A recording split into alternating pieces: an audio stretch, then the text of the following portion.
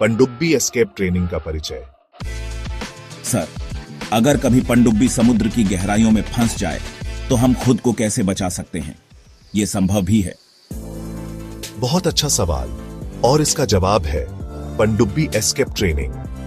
यही कारण है कि INS सातवाहना जैसे स्कूल मौजूद हैं, जहां नौसेना के पनडुब्बी चालक को इस कठिन परिस्थिति से निपटने के लिए प्रशिक्षित किया जाता है।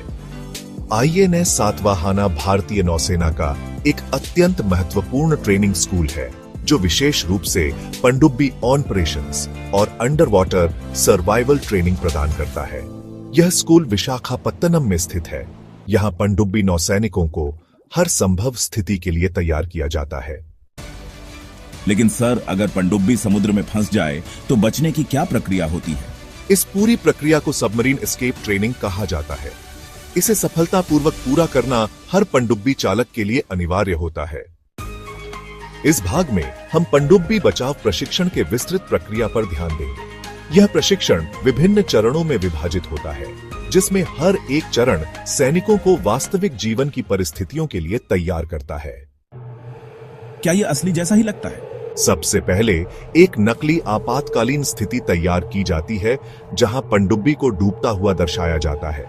बिल्कुल, ऑक्सीजन की मात्रा सीमित कर दी जाती है, अलार्म बजाए जाते हैं और रोशनी मंद कर दी जाती है, ताकि सैनिकों को वास्तविक संकट का अनुभव हो। सर, हमें यह ट्रेनिंग कहां दी जाती है? INS सातवाहना में एक विशेष संरचना होती है, जिसे deep escape training tank DSAT कहते हैं। यह 30 मीटर गहरा टैंक है, जिसमें नकली पनडुब्बी कंपार्टमेंट होते हैं। ट्रेनी को इसमें ले जाया जाता है और एक सीलिंग के जरिए उन्हें डूबती पनडुब्बी की स्थिति में रखा जाता है। लेकिन सर, हम पानी के अंदर सांस कैसे लेते हैं? इसके लिए हम मैकॉय हुड का उपयोग करते हैं। यह एक खास प्रकार का ऑक्सीजन मास्क होता है, जो पानी के अंदर सांस लेने की सुविधा देता है। तुम्हें पानी में सही स्थिति बनाए रखना सीखना होगा। अगर सही ढंग से बॉडी वेट कंट्रोल नहीं किया गया तो बच निकलना मुश्किल हो सकता है। मतलब हमें सही बैलेंस सीखना होगा? बिल्कुल, और इसी कारण हमें बार बार अभ्यास करवाया जाता है। सर, क्या हमें एक साथ बाहर निकाला जाता है? नहीं, एक एक करके एस्केप टावर से निकला जाता है। नौसैनिकों को सिखाया जाता है कि बिना घबराए कैसे सतह तक पहुंचना है। सतह तक पहुंचना ही अंतिम चरण नहीं होता।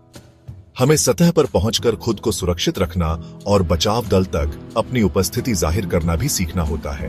क्या इसके लिए कुछ खास तकनीकें होती हैं? हाँ, जैसे फ्लेयर्स जलाना, लाइफ राफ्ट तक पहुंचना और मदद आने तक पानी में सुरक्षित रहना। वास्तविक जीवन में इन तकनीकों का उपयोग करना महत्वपूर्ण है। ये तकनीकें न केवल आपकी सुरक्षा सुनिश्चित करती हैं, बल्कि बचाव दल के लिए आपकी स्थिति को भी स्पष्ट करती हैं। अब मुझे समझ में आया कि ये सब कितना महत्वपूर्ण है। बिल्कुल सही। यही ज्ञान और प्रशिक्षण आपको किसी भी परिस्थिति में तैयार रखता है। सर, क्या कभी ऐसा हुआ है जब ये ट्रेनिंग असली जिंदगी में काम आई हो? हाँ, 2013 में INS सिंधुरक्षक हादसे में कई नौसैनिकों की जान चली गई थी। इसके बाद इस ट्रेनिंग को और अधिक कठोर बना दिया गया। सर, यह ट्रेनिंग तो बहुत कठिन लगती है। इसे पूरा करना कितना मुश्किल होता है? यह न केवल शारीरिक बल्कि मानसिक रूप से भी चुनौतीपूर्ण होती है। नौसैनिकों को सिखाया जाता है कि वे किसी भी स्थिति में घबराएं नहीं और बचाव प्रक्रिया को पूरी तरह से फॉलो करें। अब मैं समझ गया कि यह सिर्फ ट्रेनिंग नहीं, बल्कि जीवन बचाने की एक कला है। बिल्कुल, भारतीय नौसेना के पनडुब्बी सैनिक किसी भी संकट से बचने और दूसरों की रक्षा करने के लिए हमेशा तैयार रहते हैं। अगर आपको ये वीडियो पसंद आया हो तो इसे लाइक करें, शेयर करें और हमारे चैनल को सब्सक्राइब करें। जय हिंद।